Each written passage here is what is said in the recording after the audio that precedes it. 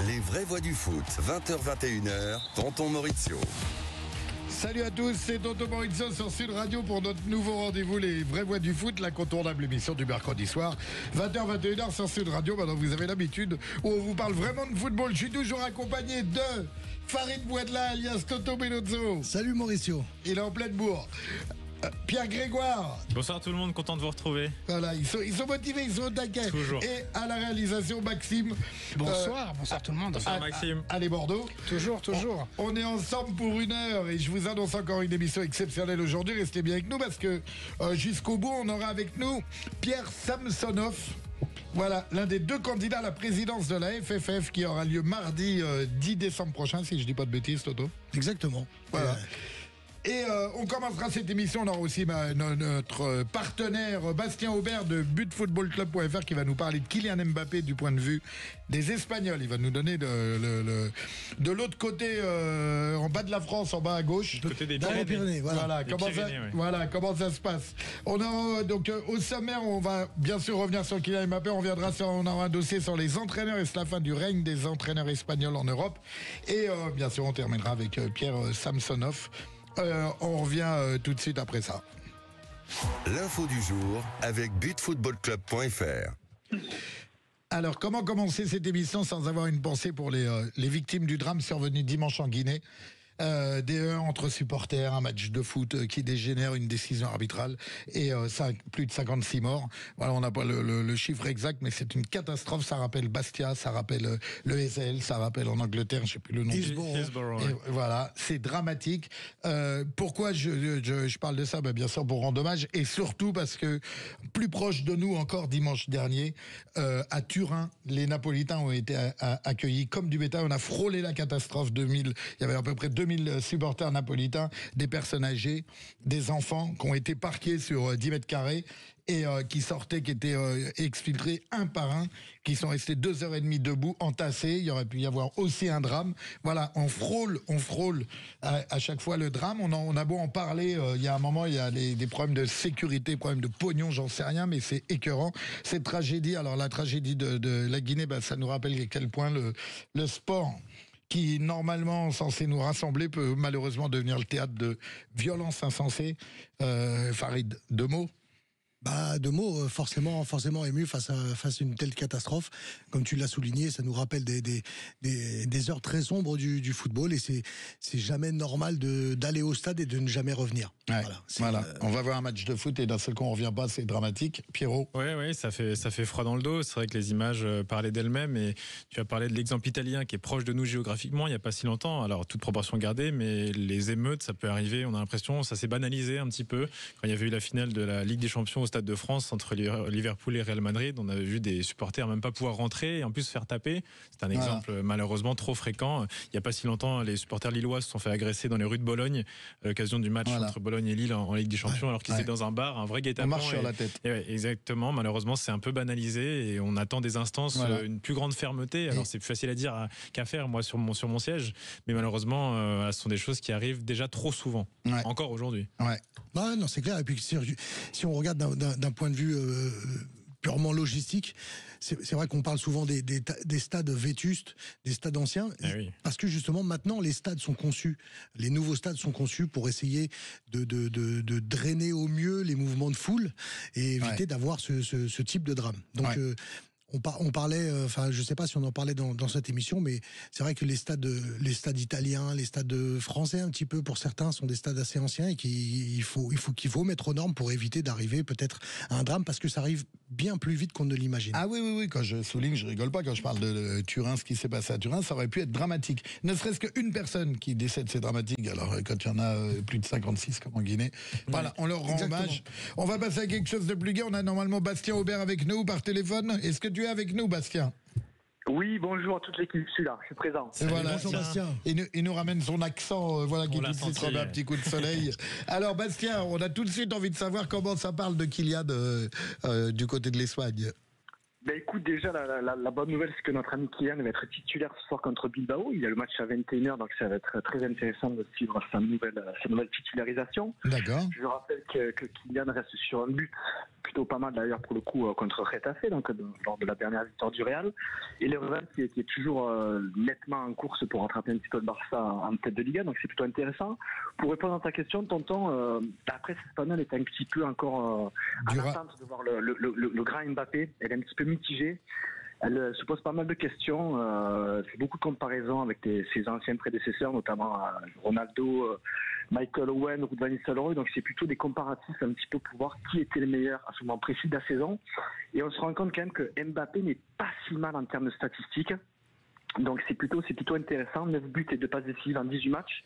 Ce n'est pas totalement ridicule. Et évidemment, quand on entend le grand Mbappé sortir de la boîte. Ouais. Mais la presse espagnole est quand même plutôt mitigée, plutôt optimiste. Voilà, parce que nous ici, on entend qu'il se fait cartonner. T'es un peu plus modéré, toi. Hein franchement, ça dépend des jours. Contre Retafe, il a été homme du match, il a marqué un beau but. Donc forcément, la presse espagnole va être quand même plutôt dithyrambique. Mais elle reste quand même un petit peu sur ses réserves. Il y a des jours où il s'est clairement cartonné. On a l'impression que c'est l'homme à battre. Ouais. Il y a des jours, effectivement, où il est un petit peu plus mis en avant, mis un petit peu sur le devant de la scène, ce qui est son rôle, évidemment, puisqu'il a été recruté pour ça. Mais effectivement, elle reste un petit peu mitigée. Alors évidemment, la presse catalane, ça donne à cœur joie, tire à boulet rouge sur le Real Madrid, c'est pas une nouveauté. Ouais. Et elle estime clairement que depuis que Vinicius est absent, Mbappé revit. Donc Madrid. Et depuis que Vinicius Mbappé revit. Oui. Sur le... Farid voulait intervenir. Moi, je pense qu'il faut être assez tempéré et pas tout de suite sortir la tête de l'eau de Kylian Mbappé, qui ces derniers temps a quand même la tête sous l'eau. Moi, je suis un peu plus négatif. Il ne va pas garder la tête sous l'eau. Ouais, il va pas garder la tête sous l'eau. On n'est pas d'accord sur cette phrase. Voilà, parce que Kylian, moi, Kylian, faut que tu saches, Bastien, que je prends souvent les patates de Kylian parce que c'est un membre du 93. Et voilà, ça doit pas être facile. Non, mais moi, je veux pas apporter toujours la note négative parce que je pensais que tu allais me dire que j'étais toujours négatif quand il s'agissait de Kylian Mbappé. C'est un peu ce que j'ai sous-entendu. Ouais, tu l'as sous-entendu et je l'ai compris comme ça. En attendant, moi, j'estime que Kylian Mbappé, si on devait parler, si on devait mettre un mot sur le mal que traverse Kylian Mbappé, je le définirais comme l'effet Dunning-Kruger. Je ne sais pas si ça vous parle. Dunning-Kruger, c'est un duo de psychologues et qui ont fait une étude qui disait que face à une compétence qu'on n'a pas, on est d'abord sur le mont de la stupidité avant de tomber dans la vallée de l'humilité. Et je ne dis pas que Kylian Mbappé n'a pas les compétences d'un bon joueur, mais on l'a vendu comme une grande légende, peut-être un peu trop tôt. Ouais, le mot est... on a mis la charrue avant les bœufs. Ce qui l'a empêché finalement d'avoir une forme de progression.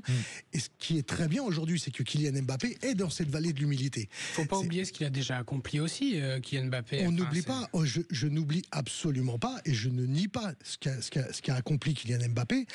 En attendant, entre accomplir de façon très précoce des choses qui le mettent comme un bon joueur, prometteur, sauf qu'on a écrit la légende, on a écrit sa légende avant qu'elle ne se fasse. Et je pense que cette posture-là l'a empêché de réellement évoluer. Et aujourd'hui, il est face à ce constat, c'est qu'il n'est pas cette légende. Et ce qu'il est en train de traverser, cette période difficile qu'il est en train de traverser, justement, le met dans cette vallée de l'humilité et va l'obliger à justement se mettre à la hauteur. Donc c'est pour ça que je suis content qu'il en arrive là. Si on avait continué à survendre Kylian Mbappé comme on l'a toujours survendu, eh ben je ne pense pas qu'il aurait atteint ce qu'il doit atteindre. Là, c'est très positif. Je suis négatif, mais dans l'objectif qu'il soit... Bien sûr. C'est parce qu'on n'oublie pas ce qu'il a fait avant qu'on a envie d'être exigeant avec lui. Il a que 26 ans, si je dis pas de bêtises. Et moi, je trouve que les Espagnols, au regard de ce qu'a nous a dit Bastien, sont quand même bien indulgents. Parce que si on se rappelle, il a mentionné à juste titre Cristiano Ronaldo quand il arrive en 2009. Alors, il arrive auréolé déjà d'un ballon d'or et d'une Ligue des Champions. Titre Cristiano. Alors, il a. Mais. T'es très planté en 33 matchs, quelque chose comme ça. Il avait fait ses premières saisons vraiment hors norme et les Espagnols ont vraiment attendu avant de le mener au rang de légende. D'ailleurs, il gagne une Ligue des Champions que 5 ans plus tard après son arrivée. Ce que je voulais dire, c'est que Mbappé, je suis d'accord pour tempérer. Je pense que pour les Espagnols, ils ont une bien meilleure vision d'Antoine Griezmann que de Kylian Mbappé en termes de légende et d'aura. Et Mbappé, il faut qu'il rentre de l'humilité, j'allais dire humanité, donc dans l'humilité. Et c'est ça qui va le faire se faire apprécier des Espagnols, mais on peut passer au travers de matchs, ça peut arriver. Alors il a vécu un cauchemar absolu à Liverpool, au-delà du penalty, il a vraiment pas été bon et l'image qu'il a rendue était mauvaise. Il a été un peu mieux contre Retafe, il met certes un beau but, mais il a quand même croqué 2-3 belles occasions en 1 contre 1, des occasions qu'il aurait mises selon moi il y a 5-6 ans. Ouais. Donc voilà, c'est à lui vraiment de se remettre la tête sur les épaules. Ça semble être un discours qu'on dit souvent, mais on a envie d'y croire quand même. Il essaie quand même de s'intégrer au groupe. Enfin, de ce que je note, au dernier match de championnat, il aurait pu avoir un nouveau penalty gate avec ses coéquipiers du Real Madrid, et au final, il a laissé le ballon. Il a laissé à Bellingham, ouais, tout à fait. Ouais, ça peut aussi être un manque de confiance. Bastien, on va te laisser terminer sur le sujet Mbappé. T'es confiant pour l'avenir? Donne-nous ton opinion, ton avis. Moi, je suis plutôt confiant. Je reste un petit peu optimiste pour notre ami Kylian. C'est pas trop défendre la position de tonton, mais je pense que ça reste quand même un top joueur. Et je tenais à préciser quand même que la presse espagnole est plutôt clémente avec lui, parce qu'il affiche quand même une attitude sur le terrain, en tout cas, très très très humble. C'est-à-dire qu'il va serrer la main des adversaires tout le temps. Les capitaines des adversaires sont très dithyrambiques à son égard. En termes d'attitude, c'est quand même assez important de le signaler. C'est pas quelqu'un qui va aller vers les autres pour les dénigrer, quoi que ce soit. Donc son attitude est vraiment très appréciée en FM par rapport à ça. Sorte d'humilité qu'effectivement, je pense qu'il doit retrouver pour atteindre le niveau qu'il espérait être le sien il n'y a pas si longtemps finalement. D'accord. Écoute, Bastien, on te remercie d'avoir été avec nous. Toto voulait rajouter un mot. Juste une petite précision. Si on a souvent targué le Real Madrid d'être un faiseur de stars, c'est aussi pour ça. C'est parce que justement, quand on est au Real, aussi grand qu'on puisse être avant d'arriver au Real, finalement on se retrouve tout petit. Et le maillot, oui, est souvent lourd à porter. Voilà, très lourd à porter, mais voilà, il faut savoir faire ses preuves, même si on les a déjà fait avant. Quand on arrive au Real, il faut encore faire ses preuves. Et c'est comme ça que justement certains arrivent à un dépassement d'eux-mêmes et arrivent à. Mais je suis assez d'accord avec toi sur le fait que. Arrivent à un. Mais je suis sur le. C'est pas jamais vu un joueur que là il s'est revenir. Il y a eu des joueurs pour qui le transfert au Real Madrid n'a pas fait que du bien, ça bien sûr. Entre autres, Julien Faubert. Voilà, c'est pas facile. Kaka, quand il arrive au Real Madrid, voilà, ça montre un peu le déclin. À l'époque, il était arrivé en grande pompe et ça avait un peu montré le déclin de sa carrière. Mais voilà, c'est évidemment ce qu'on souhaite pas à Kylian Mbappé, un déclin de sa carrière aussi jeune. Mais je rejoins ce qu'il s'est dit, parce qu'en termes d'humilité, il faut faire quand même bien mieux que ce qu'il a fait jusqu'à maintenant. Et sa dernière saison au PSG, malheureusement, elle est pas retenue comme bonne en termes d'attitude. Ok. Alors Bastien, on va te quitter, on te dit merci d'avoir été avec nous. Il est toujours là, oui Bastien. Voilà, merci notre partenaire Footballclub.fr. On va essuyer une courte page de pub et on revient tout de suite après ça. Les vraies voix du foot, 20h-21h, Tonton Maurizio. De retour sur les vraies voix du foot avec Farid Bouadla, alias Toto Bellozzo, Maxime Magid qui nous donne de la force, qui est dans le studio, et Pierre Grégoire qui va tout de suite nous donner sa minute très très très importante avec son tour d'Europe. Très précis surtout. C'est à toi, Pierre. Merci. Alors juste avant de faire un tour d'Europe, pour une fois, on parlait d'Mbappé avant, qui a souvent été exposé au tribunal médiatique et tribunal public. J'en profite pour saluer l'initiative du Red Star, qui a la forte décision du Red Star de se retirer officiellement de la plateforme X, anciennement Twitter. C'est le premier club professionnel français à le faire. Et pour cause, le club dénonce le passage d'un espace de débat à un catalyseur de haine de manière exponentielle et ininterrompue. Il parle même d'écosystème dédié à la prolifération de contenus toxiques. Donc c'est le club qui prend une forte décision, qui est 17e en Ligue 2, c'est un club professionnel, et qui marche dans les pas du Werder de Brême et de San Paoli, club de Bundesliga, qui ont fait fi de tous leurs followers et qui sont dit Twitter c'est fini. fini. Il y en a marre de ce déferlement de haine et qui est parfois un peu influencé par des idéologies radicales. Enfin, c'est comme ça que ça, c'est de l'info. Ça, c'est de l'info. En termes de réseaux sociaux, je suis pas un grand spécialiste, mais c'est vrai que la bienveillance et Twitter, c'est. Ouais, ça va pas, on dirait que ça va pas ensemble. Exactement. Twitter, ça sert que pour suivre les vraies voix du foot sur Sud Radio. Voilà, exactement. Pas pour faire des messages de haine. Et donc le Red Star a pris cette initiative. De toute manière, tout ce qu'on peut faire contre la haine, exactement. Il vaut mieux. Donc ça commence comme ça. On va espérer que ça donne. Donc ils suivent le Werder Brême et St. Pauli. C'est la transition toute trouvée avec ce week-end qui s'est passé. Il y avait le Klassiker, le fameux Der Klassiker entre le Borussia Dortmund et le Bayern Munich, qui a accouché d'un 1-1.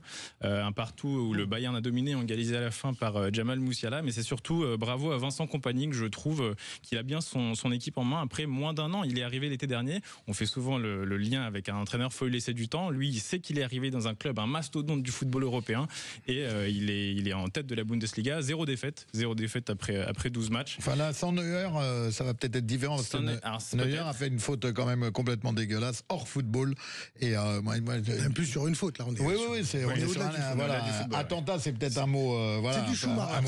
C'est un peu du. Non, mais c'est hors football. On peut pas valider. Ça, on peut pas valider. Bon, en espérant que le Bayern passe au-dessus de ça, mais voilà, en tout cas, but d'Olysée, passe de Musiala, la jeunesse munichoise a fait mouche face à Dortmund. C'était un très beau match. Et donc le Bayern qui s'inscrit dans un potentiel vainqueur de Ligue des Champions. Autre potentiel vainqueur, c'est le Barça, qui s'est bien repris hier. Ils ont joué hier une démonstration à Majorque, qui a coïncidé comme par hasard avec le retour titulaire de Lamine Yamal. Lamine Yamal, il s'avère que quand il a démarré titulaire, le Barça a tout le temps gagné. Les seuls matchs où le Barça n'a pas gagné, il y a eu 3 défaites, 1 nul en championnat, il n'était pas titulaire. Alors, ce serait facile de faire le lien, mais bon, les faits sont là. Yamal, c'est quelque chose. Il y a Rafinha, ça aide. Exactement. Fréqué Pasdé, ça aide quand il y a Rafinha de l'autre côté aussi. Et surtout que Lewandowski n'était pas titulaire hier. Pas de foot italien, en tout cas pas de résultat de l'Inter, parce que leur match a été interrompu. On pense à Eduardo Bove. Qui va mieux. Qui va mieux. Les amis des vraies voix du foot hier en ont parlé, ont invité un médecin du sport. Il s'est écroulé en plein match lors du match Fiorentina-Inter Milan, donc le match est arrêté et il reprendra. Et toute l'Italie le soutient. Il y a eu beaucoup de messages du Napoli envers les joueurs de la Fiorentina. Ce qui est normal, l'humain quand même avant tout. Et petite parenthèse, le Napoli est toujours en tête du calcio. Je dis ça, je dis rien. Je sais pas, c'est un petit club, non? Oui, effectivement, victoire difficile au Torino en dépit des problèmes de supporters, mais victoire 1-0. Et j'enchaîne avec l'Angleterre parce que là aussi c'est passé pas mal de choses et ça va ouvrir le débat assez important qu'on a juste après. Il y avait un autre choc entre Liverpool et Manchester City. J'ai pris beaucoup de plaisir à voir le match, mais c'est à surtout voir la démonstration. Il y avait un match Arne Slot contre Guardiola qui enchaîne donc un 7e match d'affilée sans victoire, une 6e défaite en championnat. Il y avait eu le nul rocambolesque contre Feyenoord en Ligue des Champions, et Arne Slot et son équipe de Liverpool vraiment très motivée et très entreprenante. Peu d'équipes peuvent se targuer d'avoir battu le Real Madrid dans la semaine 2-0 et Manchester City le week-end qui suit également sur le même score. Et c'était une vraie démonstration. Liverpool qui s'envole en tête du championnat. Et c'était une vraie leçon et comme une passe d'armes avec Pep Guardiola dont la méthode c'est sérieux Liverpool. Comment ? Candidat sérieux au titre Liverpool. Ah bah oui, c'est plus que candidat. L'après-Klopp a été géré d'une main de maître par la team d'Arne Slot. Ouais. Et puis alors là tu nous as fait le lien parce que est-ce que à la fin de Guardiola, est-ce qu'on est à la fin de Luis Enrique, est-ce qu'on est à la fin du foot des entraîneurs espagnols ? Eh ben, paradoxalement, moi je ne pense pas. Je ne pense pas, mais par contre, on n'est pas sur le déclin de la méthode des entraîneurs de nationalité espagnole, mais pour moi, on est sur le déclin des entraîneurs de nationalité barcelonaise. Quand je dis nationalité barcelonaise, c'est que quand on arrive... Voilà, t'es indépendantiste déjà. On sent qu'il soutient les indépendantistes. Barcelone est une nationalité. Je connaissais des origines cambodgiennes, mais... Ça y est, le mec, il est barcelonais. Bizarrement, pas d'entraîneur cambodgien en Europe. Mais je vise forcément Pep Guardiola. Alors, on va pas occulter ce qu'il a fait avec Manchester City. On sait que c'est lui qui nous a quand même procuré beaucoup de bonheur ces temps-ci. Mais on en a parlé la semaine dernière, comme quoi il aurait fait plus de mal, autant de mal que de bien au football européen.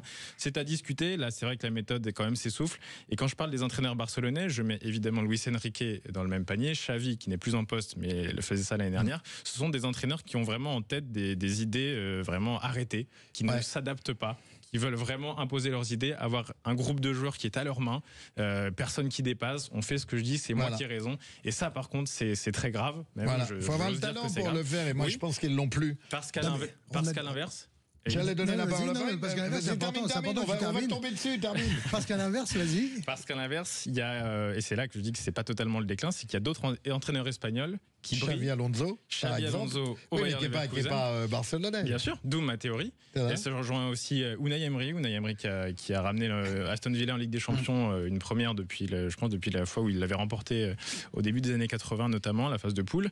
Il y a également Mikel Arteta à qui on laisse du temps, ce qui est assez rare aujourd'hui dans un grand club. Regardez ce qu'il fait aujourd'hui, c'est très beau à voir jouer, il a insufflé, il fait quelque chose.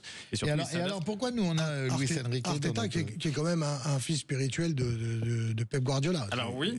Dans l'idée, Pep Guardiola, Arteta, on n'est pas si loin. Alors qui s'adapte et surtout qui n'a pas joué au Barça dans une grande équipe. Ce que je veux dire, c'est que quand je prends le point commun entre Luis Enrique, Guardiola et Xavi, ils se sont tous servis de leur passé de joueurs, de très grands joueurs. Ils ont tous été plus ou moins à des degrés moindres. Déjà, ça aide pour les diplômes, faut le rappeler. Ça peut aider pour les diplômes. Voilà, je pense qu'Arteta, lui, contrairement aux trois que je l'ai cités, a eu plus d'humilité. Que les autres, ce qui fait qu'il a réussi. Alors, il n'a pas réussi tout de suite. Il a assumé l'après Wenger. Il est même passé après Emery. Donc, les Espagnols se sont succédés sur le banc d'Arsenal. Donc, il y a eu Xabi Alonso, Unai Emery. Voilà, d'autres. Je suis pas fermé à l'avenir des entraîneurs espagnols. À Bournemouth, Andoni Iraola, qui est totalement méconnu, un ancien joueur secondaire de l'Athletic Bilbao, fait des miracles à ce moment. Et même l'Olympiakos a remporté son premier titre européen l'année dernière avec un entraîneur espagnol, José Luis Mendilibar. Farid, t'attends au tournant ? Non, absolument pas. Après, bon, c'est vrai que si tu regardes à travers le prisme barcelonais, avec un déclin des entraîneurs qui y sont passés, pourquoi pas ? Maintenant, l'école de jeu espagnole ne se calque pas qu'autour du FC Barcelone. Le FC Barcelone était la tête de proue d'un football, et ça a été peut-être même la tête de proue du plus beau football qu'on ait vu dans les 50 dernières années, en termes de qualité de jeu, en termes de tactique, de pensée de jeu. Maintenant, il n'y a pas que ça en Espagne. Et justement, on le voit à travers les autres entraîneurs. Ce qu'est en train de faire Xabi Alonso, c'est extraordinaire. En championnat, ils ont perdu qu'un match depuis l'année dernière. C'est-à-dire que l'année dernière, ils ne perdent pas un match, et depuis le début de saison, ils ont perdu qu'un seul match. Ils perdent juste la finale de Coupe d'Europe l'année dernière. Voilà. Le seul match qu'ils perdent. Le seul match qu'ils perdent. Donc, on voit bien à travers Arteta, on voit bien à travers Unai Emery, on voit bien, même des entraîneurs qui ont mauvaise presse en France. Hein. Moi, je suivais Marcelinho avant qu'il arrive à l'Olympique de Marseille. Ce sont de très grands entraîneurs qui ont des vraies idées de jeu. Et c'est non pas une école barcelonaise, mais une pensée espagnole. Et on le voit même à travers l'équipe nationale, le style de jeu espagnol reste toujours présent. Maintenant, ce jeu-là, dont l'Espagne est dépositaire, il ne faut pas oublier que l'Espagne, pendant longtemps, avant qu'on parle d'un championnat très très joueur, c'était un championnat qui était connu pour sa boucherie. Hein. Sa dureté, ouais. Diego Maradona en avait les vrais. Voilà, exactement. Entre autres. On se souvient de son match contre l'Athletic Bilbao. Maintenant, faut pas. Enfin, si on devait faire l'historique, c'est vrai que le football, en règle générale, et c'est pour ça qu'il n'y aura pas de déclin espagnol, mais peut-être une transmission avec des idées de jeu qui iront ailleurs. Si on fait l'historique du beau jeu, du jeu offensif, du jeu de possession, du jeu qui est défendu par l'Espagne, c'est né avec Gustave Seb, à l'époque de la Grande Hongrie, qui a inspiré Rinus Michel et le football total en Hollande, qui a inspiré Arrigo Sacchi avec le Grand Milan, parce que si on se souvient bien, Arrigo Sacchi qui ramène, parce qu'avant l'arrêt Bosman, c'était que 3 étrangers, c'était les trois néerlandais, Van Basten, Rijkaard, les 3 néerlandais.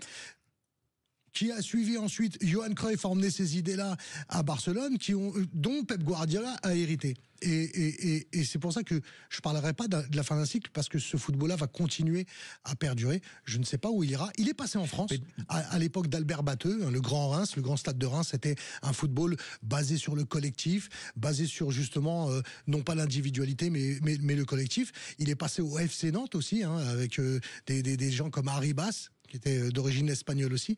Donc voilà, moi je suis pas. Ouais, mais ce sont des gens qui se sont adaptés à leur époque. Encore une fois. Oui, voilà. Et là, on manque un petit peu de remise en question. Moi, si je pouvais leur jeter la pierre, c'est un peu la remise en question.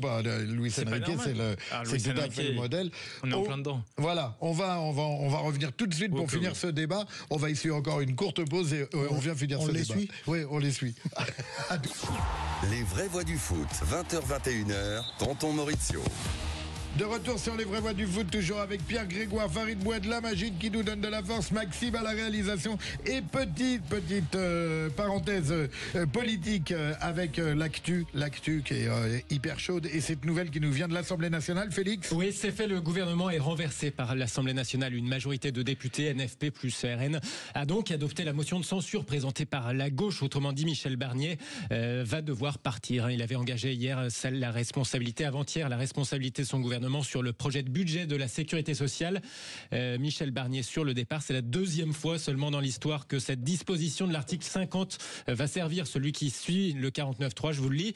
Lorsque l'Assemblée nationale adopte une motion de censure, le Premier ministre doit remettre au président de la République la démission de son gouvernement. Alors Michel Barnier sentait visiblement cette issue venir. Juste avant la mise au vote des motions de censure, tout à l'heure, ces derniers mots avaient un petit air de au revoir à la tribune de l'Assemblée nationale. Je ressens comme un honneur d'avoir été depuis 3 mois et d'être encore le Premier ministre des Français, de tous les Français. Et au moment où cette mission se terminera, peut-être bientôt, je veux vous dire que cela restera pour moi un honneur d'avoir servi avec dignité la France et les Français. Le gouvernement renversé donc par l'Assemblée nationale ce soir, première fois que ça arrive depuis la chute du gouvernement Pompidou en 62. Que va-t-il se passer maintenant? Évidemment, c'est la grande question, le grand saut dans l'inconnu pour former un nouveau gouvernement, adopter un budget. On rappelle que l'Assemblée, dans sa composition actuelle, devra s'entendre pour fonctionner au moins jusqu'à l'été prochain. Comme ça, pas de nouvelle dissolution possible, moins d'1 an après la précédente.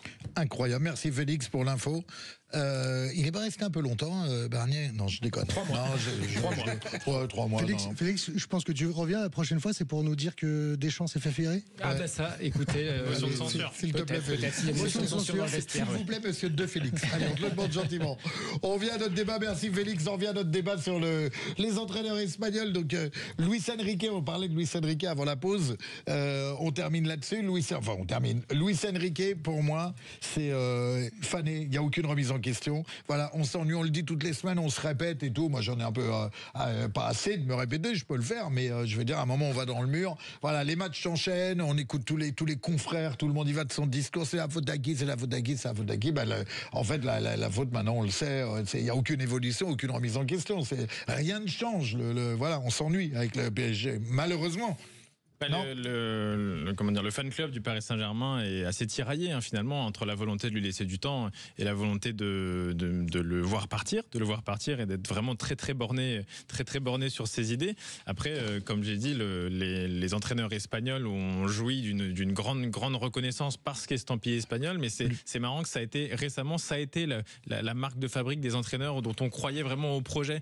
Il y a comme une vague d'entraîneurs espagnols, une vague d'engouement grâce à la sélection nationale. C'est marrant de savoir qu'il y a quelques années, c'était plutôt les Allemands qui avaient le vent en poupe, notamment sur les 5 dernières éditions de la Ligue des Champions, il y avait 4 Allemands en finale. Il y avait eu Flick avec le Bayern Munich, Tuchel Chelsea, Klopp l'avait atteint, et Edin Terzic qui avait fait l'exploit avec Dortmund l'année dernière. C'est un peu par vague, donc ça a été les Allemands. Maintenant, c'est un peu les Espagnols. À voir quelle sera la prochaine vague. Peut-être les Néerlandais, si on revient à ce qu'avait fait Cruyff quand il avait révolutionné à la fois en tant que joueur et surtout quand il était arrivé au Barça avec sa team de rêve. Donc voilà, maintenant, on ne sait pas trop. Les entraîneurs références, ils sont plus si nombreux que ça. Est-ce qu'il n'y a pas une question à se poser aussi avec les joueurs, la nouvelle génération de joueurs qui arrive? Est-ce qu'il n'y a pas forcément cette fin de génération, un nouveau management, une nouvelle façon de manager? C'est ça ta question? Non, c'est plus la fin de la génération 2010 avec les Griezmann et toute sa génération qui sont en train de partir, et on voit arriver la génération Mbappé qui ne joue pas forcément ce jeu-là. Je suis entièrement d'accord, et ça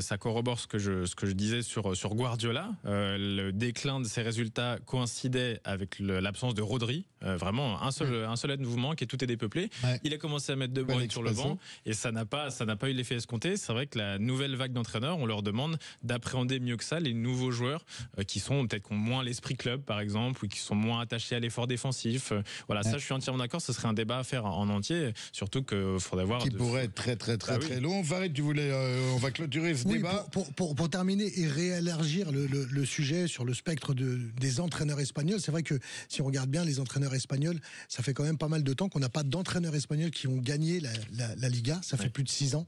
Plus de 6 ans qu'on n'a pas d'entraîneur espagnol. Alors, il y a eu bien pire en première ligue. Je crois que c'est en 1992, la dernière fois qu'on a un entraîneur anglais qui a travaillé, qui a gagné son propre championnat. Oui, faut les trouver. Après, on a pris souvent Ferguson pour un Anglais, mais il était écossais. Il est britannique. Bien sûr, il est britannique, mais pas anglais. Mais en tout cas, voilà, c'est vrai que les entraîneurs espagnols, je crois que le dernier, c'est Valverde qui a gagné la Liga. Force est de constater que c'est un peu c'est Xavi, du coup. C'est des conquistadors. Enfin oui. C'est Xavi avec le Barça. Il y a eu Xavi avec le Barça, mais avant ça, c'est vrai qu'il y a eu rarement ces dernières années un entraîneur espagnol qui s'est vraiment démarqué en Liga. Ils se sont plus démarqués quand ils s'exportent. Donc c'est plus une posture conquérante, conquistador des entraîneurs espagnols. Voilà, on va terminer sur cette parole espagnole de Farid et on va revenir tout de suite. On fait une dernière pause. Restez bien avec nous. On a Monsieur Samsonov. Je n'ai pas déformé son nom. Absolument. De toute façon, je vais lui dire bonjour, je vais m'excuser, j'arrête pas de déformer son nom. Pierre. Voilà, je vais l'appeler Pierre, voilà. À tout de suite, restez bien avec nous. Il est le candidat à l'élection du président de la Fédération française de football qui est avec nous dans 2 minutes. Les vraies voix du foot, 20h-21h, Tonton Maurizio. De retour sur les vraies voix du foot, toujours avec Pierre Grégoire, Farid Bouadla, Maxime Sénat et Magid qui est dans le studio qui nous donne de la force. Merci d'être là. On a, monsieur, je vous l'ai promis, on a monsieur Samsonov au téléphone. Est-ce que vous êtes avec nous ? Je suis là. Bonjour monsieur Samsonov, tout de suite je vous présente mes excuses, j'arrête pas de déformer votre nom. Est-ce qu'on peut vous appeler Pierre ? Alors, vous pouvez m'appeler Pierre avec grand plaisir, mais vous avez parfaitement prononcé mon nom, il n'y a aucun problème. Ouais, bon, vous étiez pas à l'antenne il y a 1 heure. Je me suis vautré complet. Enfin bref. Donc, bienvenue, merci de nous répondre. Bonsoir, vous avez le bonsoir de toute l'équipe. Et je vous fais juste un aparté. On a vraiment eu du mal. On voulait vous avoir en ligne. On est hyper content et vous allez avoir une interview exclusive de Farid Bouadla. Mais on a essayé d'avoir monsieur Diallo pendant plusieurs jours et vous avez répondu présent tout de suite, rapidement. Vous êtes d'une accessibilité, je veux que les auditeurs le sachent. On vous appelle, vous dites oui et vous êtes là. Voilà, donc vous êtes quelqu'un de parole. Comment ? J'ai la même difficulté avec Philippe Diallo parce que je voulais qu'on fasse un débat ensemble, il n'a pas voulu. Donc, vous voyez, on est confrontés au même problème. Voilà. Et il sera demain avec nos amis de But Football Club, l'émission du jeudi soir, 20h-21h, avec Lionel Rousseau, par téléphone. Mais bon, on a vraiment du mal à l'avoir. Alors voilà, je ne vais pas vous mettre en avant par rapport à lui, mais voilà, j'ai un petit coup de cœur parce que vous, on vous a appelé. Moi, je suis à cheval sur ces vieux principes qui sont que la parole vaut l'homme ou l'homme ne vaut rien. Et vous faites partie de ces gens-là. Voilà, je vous tenais à vous le dire. Je vais tout de suite laisser Pierre, je vais vous laisser avec Farid qui a beaucoup de questions à vous poser. Alors beaucoup, oui, on a peu de temps. Bonjour Pierre Samsonov. Justement, moi j'ai envie de tout de suite rentrer dans le vif du sujet avec vous, étant donné qu'on n'a pas beaucoup de temps. Attention, interview, parlons vrai. Hein. Exactement, c'est le slogan de la radio et c'est aussi l'axe de cette interview. Et pour vous avoir un petit peu découvert ces derniers temps, je sais que voilà, il y a pas de langue de bois chez vous. Moi, la première question que j'ai envie de vous poser, de façon très directe, qu'est-ce qui vous a poussé à vouloir prétendre à la présidence de la FFF ? Quel est l'élément déclencheur ? L'envie de faire bouger les choses et le travail qu'on mène depuis quelques mois maintenant avec des gens du monde du foot, des présidents de clubs pro, amateurs, des présidents de ligue, de district. On a fait un constat commun sur le fait qu'on n'était pas forcément satisfait de la manière dont la Fédé était gérée aujourd'hui, de son éloignement vis-à-vis des clubs, et qu'il fallait faire bouger ça. Donc c'est un projet collectif qui vise à faire modifier le positionnement de la Fédé par rapport au club. Donc vous êtes finalement la tête de proue d'une dynamique qui a envie de rupture. Exactement. C'est un projet avant tout et puis des personnes qui se sont mises ensemble pour le porter. Moi, je me définis plus comme chef d'orchestre que comme tête de liste. C'est pas un projet personnel, c'est juste l'envie de faire bouger une institution qu'on trouve formidable par ailleurs, mais qui s'est éloignée de ses fondamentaux. C'est ce qui revient toujours, je coupe Farid, mais c'est ce qui revient toujours, Pierre, vous avez toujours à la bouche 2 mots qui, moi, me plaisent, c'est équipe et amateur. Vous avez l'air d'être... On va y venir sur le côté amateur. Du projet. Ok. Farid. Alors, moi justement, cette volonté de rupture, moi j'aimerais qu'on soit le plus précis possible. Quand vous parlez de volonté de rupture, c'est sur quelle rupture exactement ? Quelles seront les choses que vous voulez faire changer ? Trois choses principalement. La première, c'est la possibilité pour les clubs amateurs de s'exprimer dans le cadre de la fédération. Demain, ils vont avoir la chance de voter parce que le législateur a décidé que ça se passerait comme ça et pas parce que la Fédé le voulait. Nous, ce qu'on veut, c'est aller beaucoup plus loin dans le pouvoir qu'on donne aux clubs pour orienter l'action de la Fédé en leur donnant le droit de vote sur tout ce qui les concerne, les finances fédérales, les aides qui sont votées, les règlements fédéraux qui devront appliquer demain. Il faut que les clubs amateurs aient la possibilité de s'exprimer là-dessus et de choisir les règles qui s'appliqueront à eux. Donc ça, c'est vraiment un premier point de rupture qui est hyper important parce que finalement, c'est ce qui conditionnera toute la suite. Le fait que les clubs votent, le fait que les clubs puissent interpeller directement la fédération obligera la Fédé à être au contact quotidien avec eux. Donc ça, c'est un point qui est très important. La deuxième idée, c'est de décentraliser davantage la Fédé, d'avoir des décisions qui sont districtes. Monsieur, on a eu une petite coupure. Est-ce que vous pouvez revenir 3 secondes en arrière? Eh ben, je disais de rapprocher la Fédé du terrain, voilà. De décentraliser les décisions, de faire confiance aux ligues et aux districts pour s'adapter aux demandes des clubs et d'avoir un système qui fonctionne de manière moins autocratique ou moins centralisée pour s'adapter davantage à ce que veulent les clubs. Et puis le troisième axe du projet, c'est de remettre au cœur du jeu les valeurs du foot, de lutter contre les violences, de lutter contre les incivilités. Le foot, c'est un sport formidable qui est critiqué aujourd'hui parce qu'il se passe sur les bords de terrain des choses qui ne sont pas admissibles. Ça aussi, la Fédé doit s'en emparer beaucoup plus fortement qu'elle ne le fait aujourd'hui. Dans ce droit de... Alors, aujourd'hui, justement, cette forme démocratique, il faut rappeler quand même que, chose inédite, ce scrutin est aujourd'hui... a ouvert les portes au milieu amateur, c'est-à-dire que les clubs amateurs aujourd'hui peuvent voter, donc il y a déjà ce type de changement en place dans la mesure que vous voulez prendre, c'est-à-dire d'investir les clubs dans les prises de décision. Est-ce que finalement c'est une utopie ou est-ce que c'est réellement réalisable ? Je pense que c'est très simple à réaliser. C'est juste une question de volonté politique. La preuve, la Fédé a expliqué pendant des années et des années que c'était pas possible de faire voter les clubs pour l'élection du président. Et puis quand la loi a décidé que, la Fédé a appliqué. Donc c'est tout à fait possible. Alors ça veut dire qu'on ne va pas demander aux clubs tous les 4 matins de se prononcer sur un texte ou sur un aspect financier, mais qu'on les associe 2 fois par an aux assemblées fédérales et qu'on fasse voter 12 000 personnes sur une assemblée avec du vote à distance, ça me paraît pas très compliqué à mettre en œuvre. D'accord. Concernant, alors vous parlez du football amateur et à ma plus grande joie parce que enfin, à notre plus grande joie, enfin des futures instances, pourquoi pas, qui vont s'intéresser justement à ce football-là. Qu'est-ce que dans les faits ou d'un point de vue budgétaire, que peuvent attendre les clubs amateurs d'un Pierre Samsonov, président de la Fédération française de football ? Des aides qui sont beaucoup plus connectées au terrain. Aujourd'hui, il y a des cahiers des charges très stricts pour obtenir des aides fédérales qui sont fixés depuis Paris. Nous, ce qu'on veut, c'est 2 choses. C'est d'une, que les districts aient la possibilité de décider de la nature des aides qu'ils veulent accorder au club, et qu'on soit plus à regarder s'il y a 1 mètre carré de vestiaire en plus ou au moins dans un projet pour accorder ou ne pas accorder l'aide.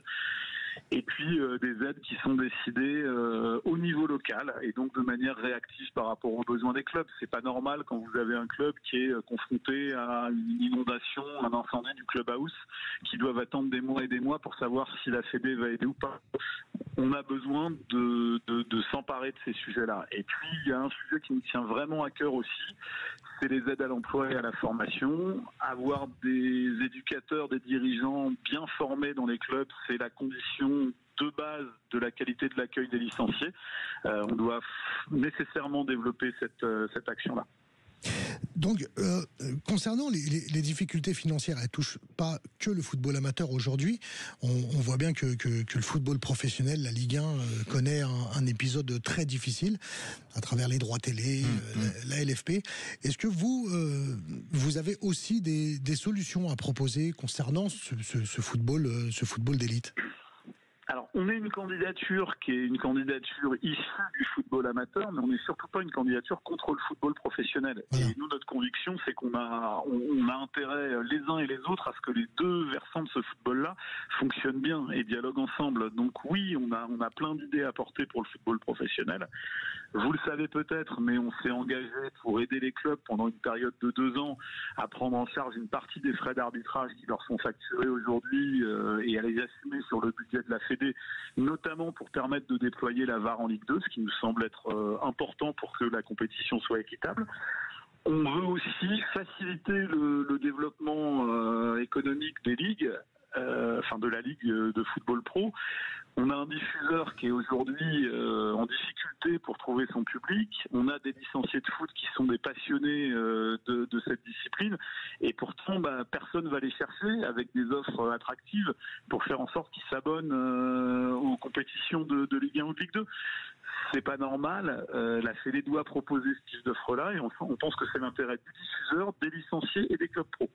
Ouais. Moi, quand je vous écoute, Pierre, il y a des mots tout de suite qui me viennent. C'est vous voulez vraiment rééquilibrer. Vous parlez aussi, je vous ai écouté dans plusieurs interviews, vous parlez de transparence. Vous voulez vraiment revenir à remettre l'église au centre du village, si je peux me permettre. Oui, la transparence, elle est naturelle. La Fédé, elle est servie d'une mission de service public et elle s'intéresse à des sujets qui concernent au moins 2,5 millions de Français qui sont licenciés. On ne peut pas fonctionner en vase clos. C'est indispensable et c'est aussi pour ça qu'on pense que les listes qui font un certain pourcentage aux élections fédérales doivent être représentées dans les instances. Aujourd'hui, si vous faites 50,01% des voix au COMEX, vous avez l'intégralité des sièges. Ça ne peut pas fonctionner de manière transparente, démocratique dans un système comme celui-là. Il faut ouvrir les portes et les fenêtres. D'accord. Pierre ? Moi j'aurais 2 questions. Bonsoir Pierre, bonsoir. Bonsoir. Déjà, parlons vrai. Qui êtes-vous ? Pierre Samsonov, parce qu'on sait que la FFF c'est souvent vu comme un milieu opaque. Je veux juste savoir pour les auditeurs qui êtes-vous, comment vous êtes retrouvé dans le foot, ce que vous allez apporter, ce que vous allez apporter le plus que j'espère que vous allez apporter.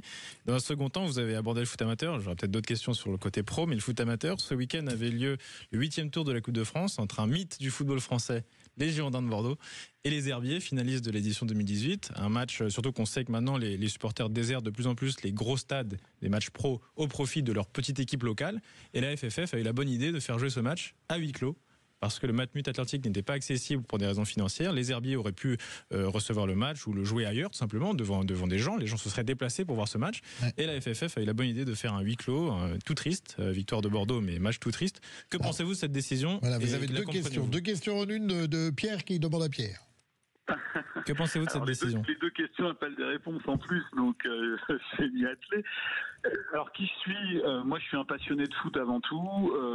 J'ai été quasiment toute ma vie dirigeant de club bénévole. Je suis aujourd'hui dirigeant à l'US Saint-Malo, qui est un club de National 2 chez les garçons et de seconde ligue chez les filles, qui est un club amateur de haut niveau, on va dire.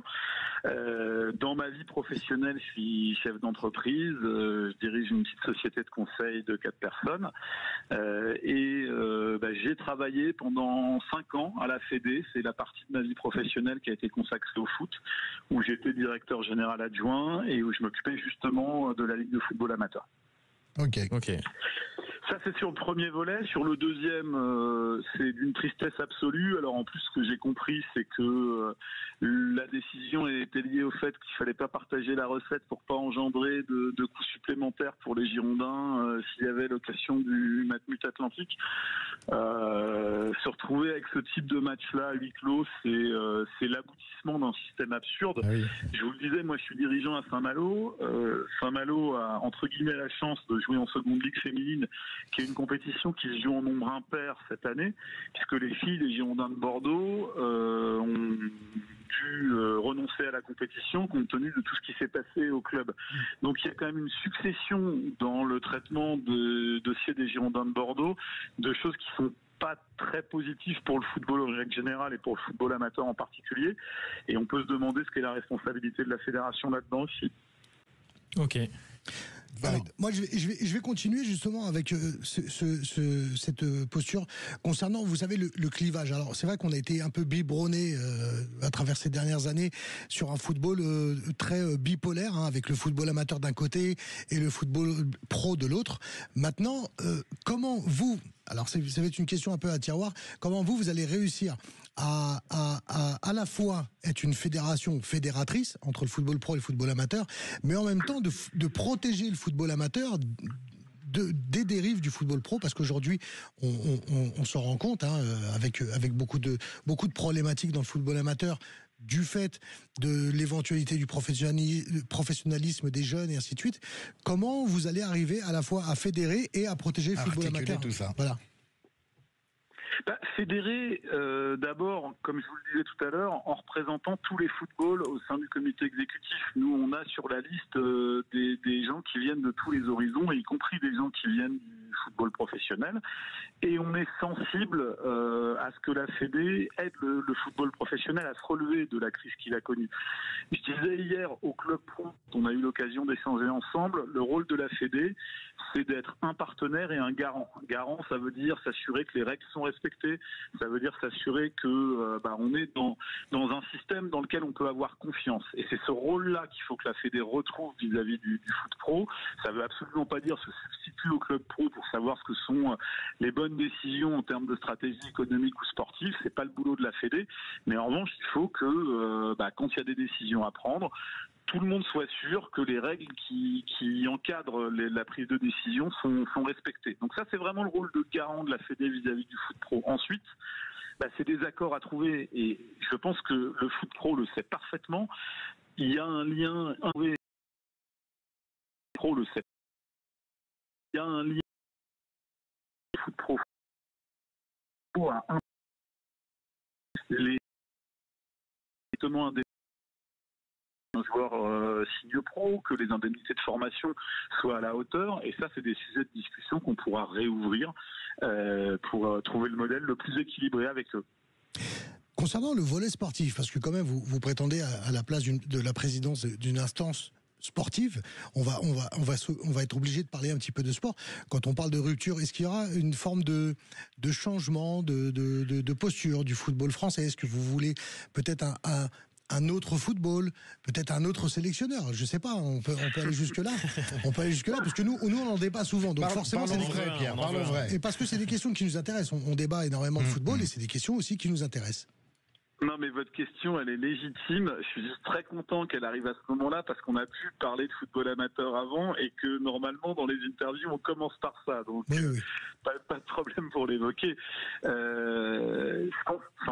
C'est d'abord une question de respect pour la personne qui est Didier Deschamps, et encore plus pour les résultats qu'il a eus. Moi, j'ai dit, c'est pas un sujet de campagne électorale, l'avenir du sélectionneur. Il a un contrat, et ce contrat, il sera respecté. L'élection ne change absolument rien de ce point de vue-là.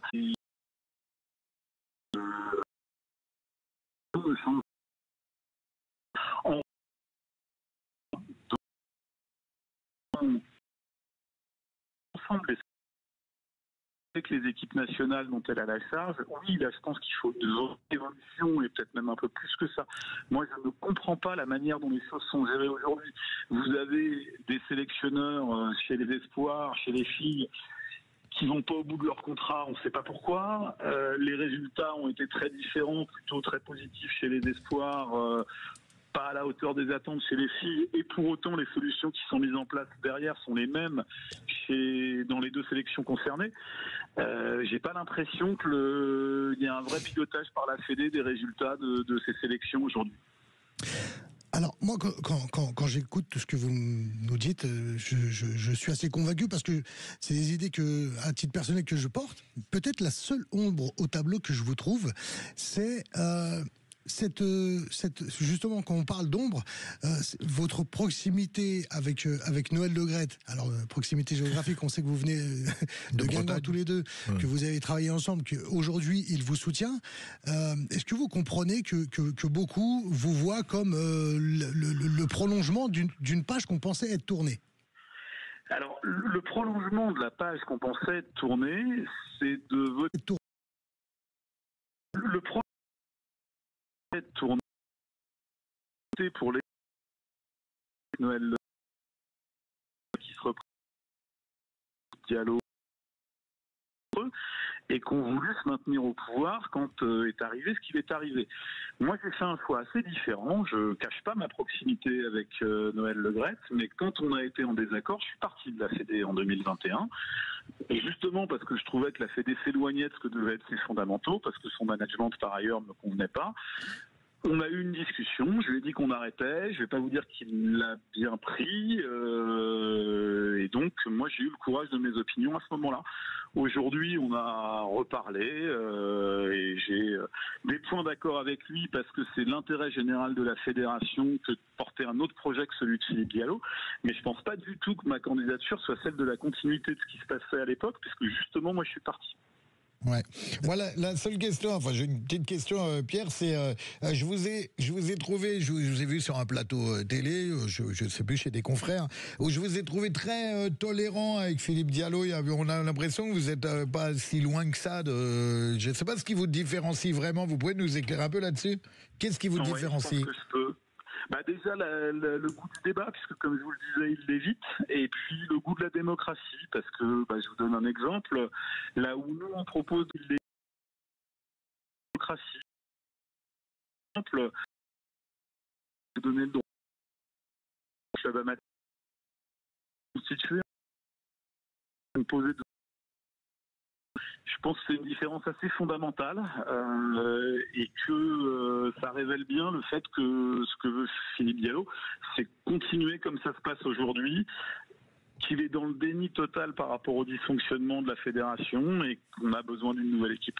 D'accord. Et je suis très content de vous l'entendre dire parce que sur le plateau je vous avais vu, je vous trouvais vraiment coolos. J'avais pas bien compris que voilà, il y avait vraiment un point de désaccord. Vous avez dit le mot démocratie, c'est hyper important. Ouais. Et puis surtout de refuser un débat, c'est la dernière chose. Voilà qu'il faut mettre en place. Donc voilà, on va vous remercier, monsieur Samson, monsieur Pierre Samsonov. Non, ça y est, votre nom, je l'ai. On vous souhaite. J'espère que vous aurez l'occasion de le prononcer encore. Oui, nous on espère que vous viendrez sur le plateau si vous êtes élu président, et puis même si vous ne l'êtes pas élu, on espère vous recevoir. Farid, allez vous le proposer. Hein. Mais tu l'as très bien fait, c'est ton rôle d'invité. Merci Pierre, beaucoup. Merci d'avoir passé du temps avec nous. On vous souhaite bon courage. Demain, il y aura Monsieur Diallo avec nos potes de But Football Club, l'émission de 20h-21h. Comme ça, on a une équité parfaite, on est dans le respect total. On vous souhaite bon courage et on espère vous recevoir bientôt. Merci à Pierre, merci à Vandal. Recevoir bientôt. Merci pour cette discret qui est là avec nous. Merci de nous suivre. Vous êtes de plus en plus nombreux. Vous nous suivez sur nos réseaux. Je ne vais pas donner le mien, mais bon, je suis sur TikTok, Tonton Maurizio. Vous retrouvez toutes les émissions sur l'application Sud Radio et sur YouTube. Voilà, merci à tous et à mercredi prochain, 20h, 21h. Merci à vous.